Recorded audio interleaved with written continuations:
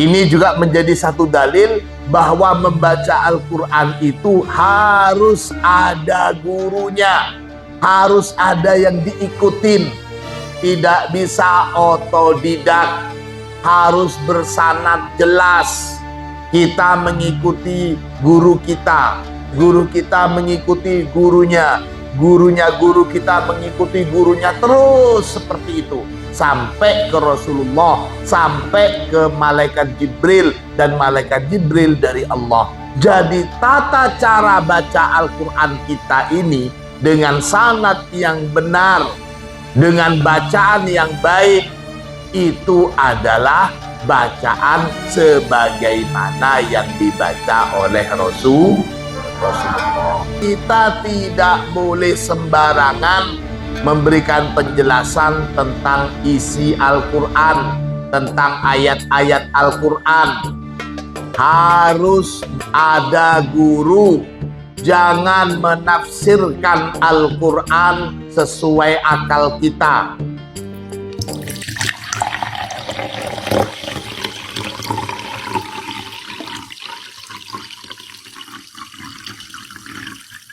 Bismillahirrahmanirrahim. Alhamdulillahi rabbil alamin.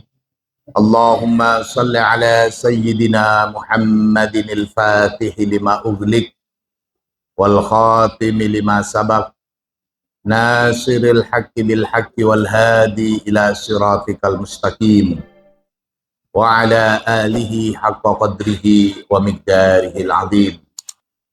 Rabbi shrah li sadri wa yassir li amri wahlul 'uqdatam min lisani yafqahu qawli, amma ba'du. Segenap santri Al-Munawwariyah rahimakumullah. Secara hakikat semua isi Al-Quran itu sudah berada di dalam ruhaniyah Rasulullah sallallahu alaihi wasallam. Al-Quran kulluhu min awwalihi ila akhirihi kana fi ruhi Rasulullah sallallahu alaihi wasallam.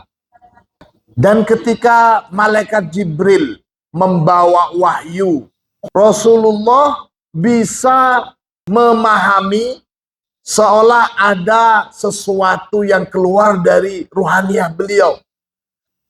Sampai Allah mengajarkan kepada Nabi Muhammad agar jangan tergesa-gesa dalam melafadzkan.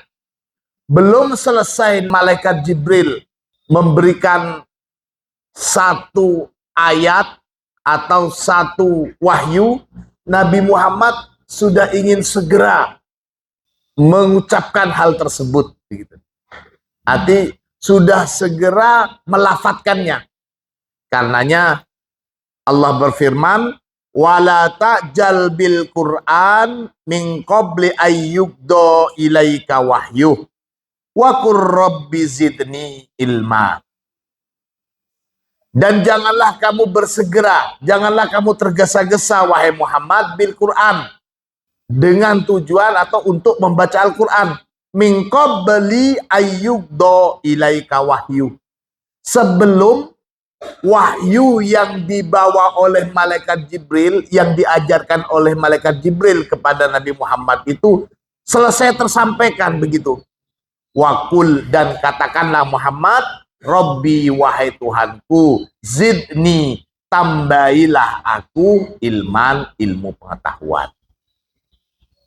Di dalam ayat lainnya Allah juga berfirman, la tuharrik, janganlah kamu menggerakkan bihi, ini bil Quran maksudnya, dengan tujuan baca Quran. Jangan menggerakkan apa? Lisanaka, pada lisan kamu Muhammad, lita jalabihi, agar segera atau cepat-cepat membaca Al-Quran. Jangan keburu menggerakkan lisan kamu sebelum Jibril selesai mewahyukannya. Inna alaina, sesungguhnya alaina, menjadi tugas atau kewajiban kami, jam'ahu, pada mengumpulkan. Sesungguhnya tugas kami mengumpulkan Al-Quran, wa Qur'anahu, dan tugas kami juga membuat kamu pandai membacanya. Qur'ana itu maksudnya bisa membaca dengan baik dan benar. Tata cara membaca, tata cara menghafal, selain merupakan anugerah dari Allah, butuh proses. Nah, kita ini masih dalam proses untuk bisa membaca Al-Quran dengan baik, menghafalkannya. Bagaimana Al-Quran bisa menyatu dalam diri kita, bagaimana kita menjadi termasuk mahirul Quran, bahkan menjadi hamilul Quran, termasuk juga menjadi ahlul Quran, amin Allahumma amin, itu merupakan anugerah dari Allah. Fa'idha korokna, maka jika korokna telah selesai membaca siapa kami, hu pada Al-Quran, fattabi, maka ikutilah Qur'anahu, bacaannya. Ini juga menjadi satu dalil bahwa membaca Al-Quran itu harus ada gurunya, harus ada yang diikutin. Membaca Al-Quran tidak bisa otodidak, harus bersanad jelas. Kita mengikuti guru kita mengikuti gurunya, gurunya guru kita mengikuti gurunya, terus seperti itu. Sampai ke Rasulullah, sampai ke Malaikat Jibril, dan Malaikat Jibril dari Allah. Jadi tata cara baca Al-Quran kita ini dengan sanad yang benar, dengan bacaan yang baik, itu adalah bacaan sebagaimana yang dibaca oleh Rasulullah.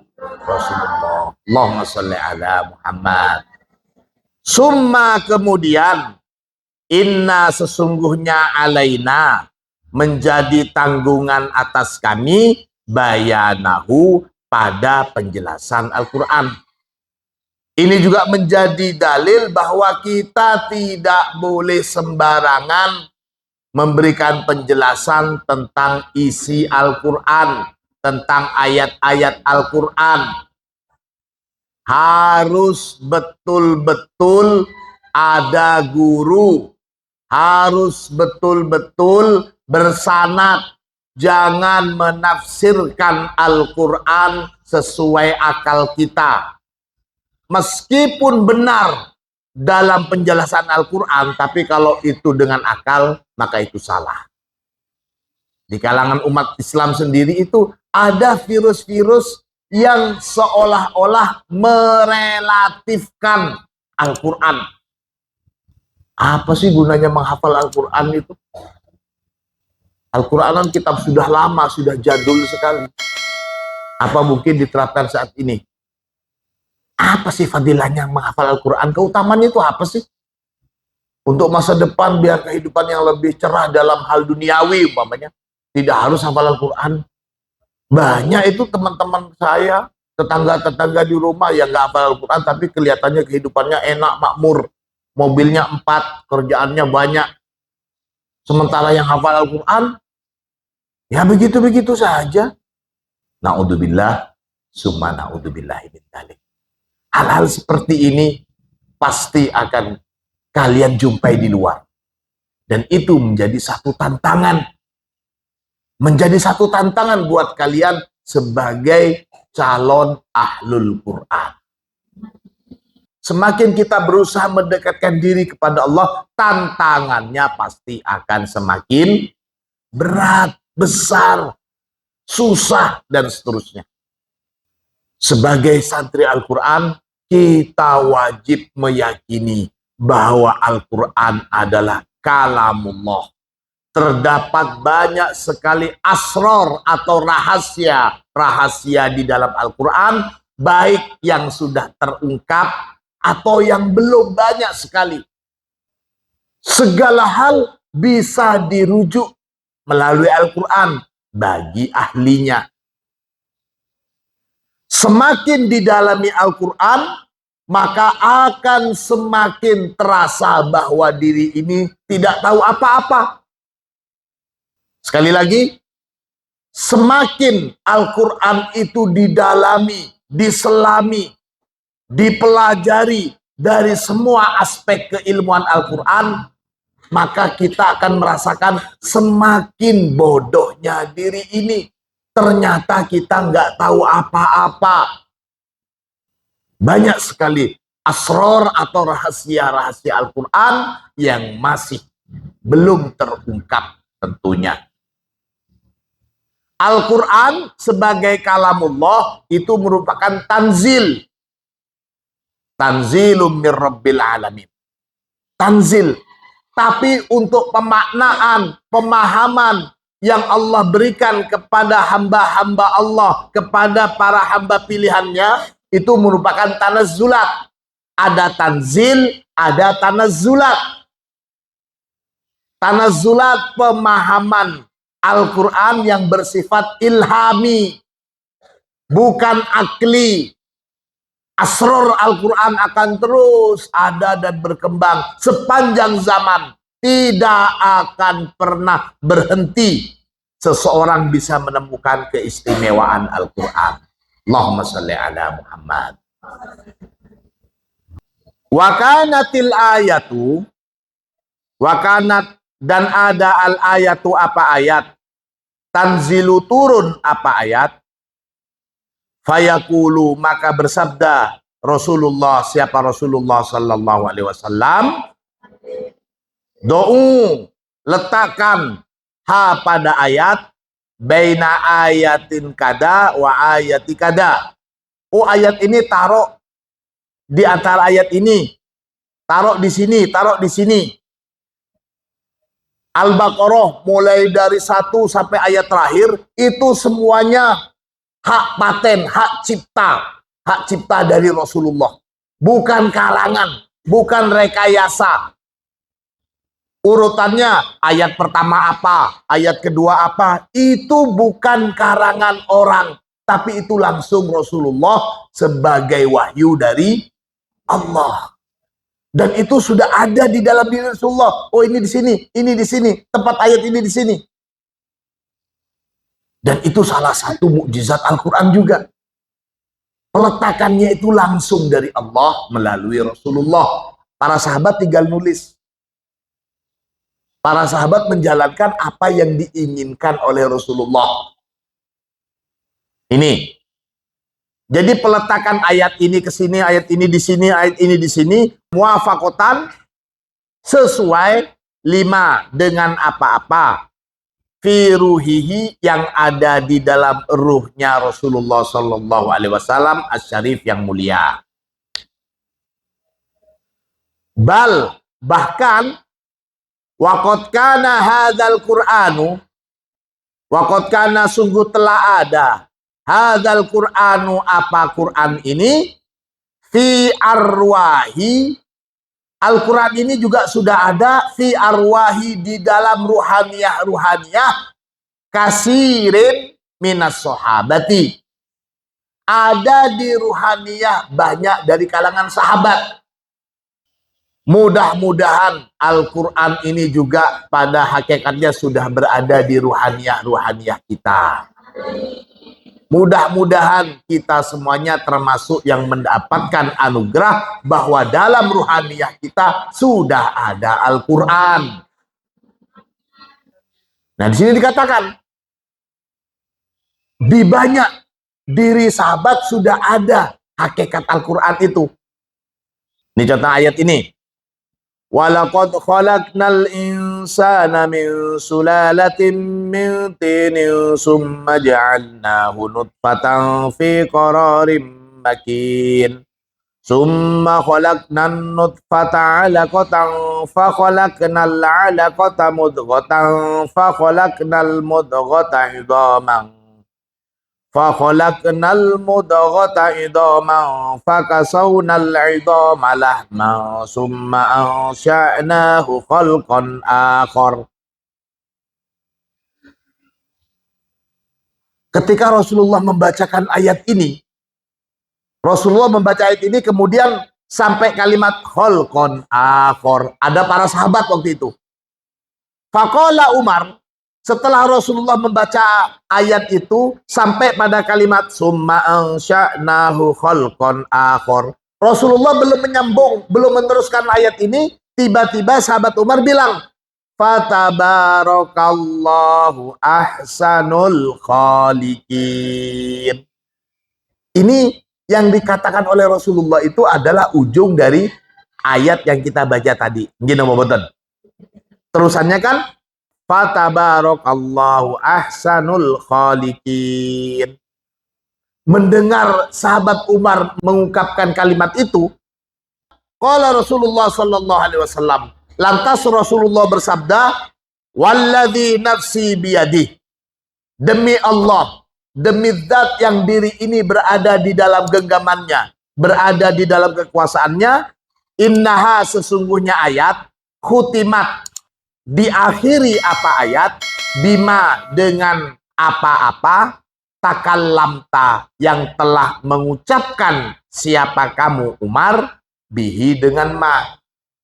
Bahasa kita begini, loh, wahai Umar, ayat ini diakhiri persis seperti apa yang kamu katakan itu.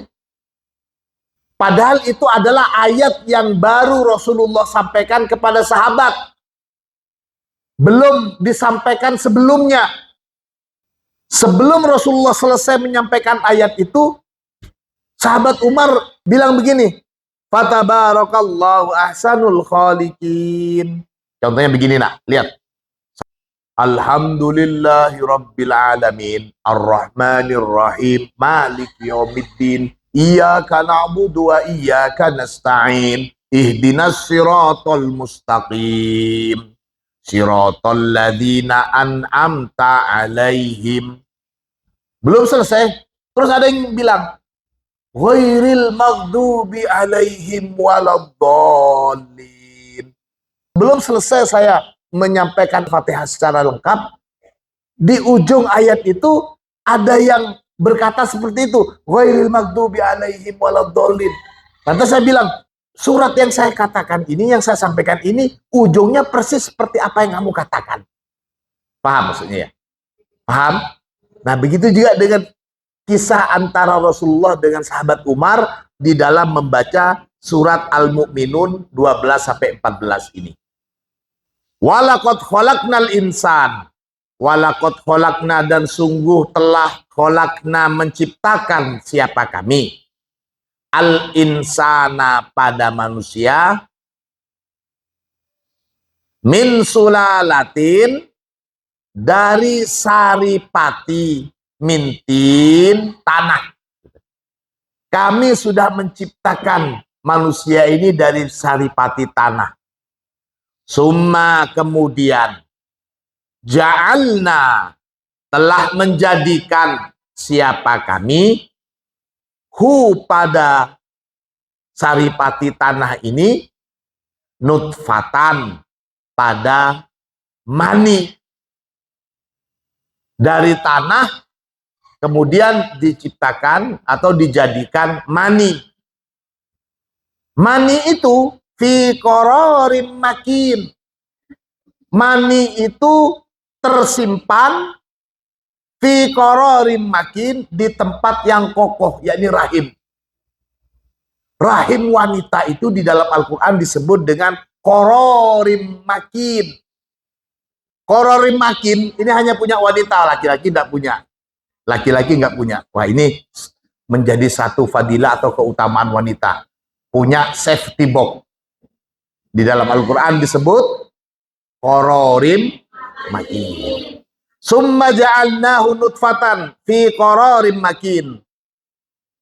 Kemudian kami jadikan mani yang tersimpan di dalam tempat yang kokoh, yang safety box lah. Di tempat yang kokoh dan aman. Summa, kemudian, khalaqna, menciptakan siapa kami, an-nutfata, pada mani itu dijadikan apa? Alakotan, segumpal darah. Dari tanah dijadikan mani. Kemudian mani itu disimpan dulu, nggak bisa sembarangan. harus dapat berkahnya seorang wanita dulu. Meskipun setelah lahir, Al-Quran menyebutnya anak itu sebagai mauludunlah, yang dilahirkan untuk lahu itu laki-laki, bukan mauludun laha. Di sini lagi-lagi kesabaran wanita itu diuji. Capek-capek 9 bulan gendong 9 bulan itu apa namanya? Ngandung. Setelah lahir, Al-Quran nyebutnya sebagai mauludin lahu. Itu istilah dalam Al-Quran. Saya yakin kalau ada santri Al-Munawariyah yang hafidhoh, yang sudah betul-betul mendalam hafalnya, kemudian dia bisa mendalami ilmu tentang peranakan, atau perjaninan, atau kandungan, insya Allah bisa semakin menyumbangkan keilmuan untuk mengungkap asror-asror dalam Al-Quran. Jadi masih sangat banyak sekali tugas kalian itu. Masih banyak sekali. Bisa selesai hafalan dengan baik dan benar, itu masih langkah pertama yang sangat awal, bahkan dasar. Selanjutnya itu masih panjang sekali. Ulama-ulama ahlul ilmi, tokoh-tokoh muslim, itu semuanya adalah para penghafal Al-Quran. Imam Syafi'i itu usia 7 tahun sudah selesai 30 juz hafalannya. Imam Syafi'i kita kenalnya sebagai tokoh madhab Syafi'iyah. Ahli fikih pasti hafal Al-Quran. Ahli hadis, ulama hadis pasti dan wajib hafal Al-Quran. Kalau ada umpamanya ahli hadis, ahli fikih nggak hafal Al-Quran, ya jangan dinisbatkan sebagai ahli fikih, cuman tahu saja. Jadi bagi saya, syarat seseorang menjadi ahli di dalam ilmu-ilmu agama Islam, wajib dia itu sebagai hafid atau hafidoh. Amin Allahumma. Mudah-mudahan sebelum Indonesia masuk ke masa keemasannya, santri-santri Al-Munawariyah sudah nampak sebagai tokoh-tokoh dan ahli-ahli yang berdasarkan di dalam bidang Al-Quran. Mau apapun itu, gak harus di tafsir hadis, bahkan di kedokteran pun, bahkan di arsitek atau keperawatan, bisnis dan sebagainya, Al-Quran tetap bisa dijadikan sebagai rujukan atau pondasi. Dari tanah dijadikan mani. Mani tersimpan di tempat yang kokoh lagi aman. Kemudian dari mani dijadikan sebagai segumpal darah. Fakholakna, kemudian menjadikan siapa kami, al-alaqota, pada segumpal darah itu, menjadikan apa? Mudghotan, sebagai segumpal daging. Dari darah dirubah menjadi daging. Fakholakna, kemudian menciptakan siapa kami, al-mudghota, pada segumpal daging, idhoman, menjadikan tulang belulang. Jadi dari daging ada tulang.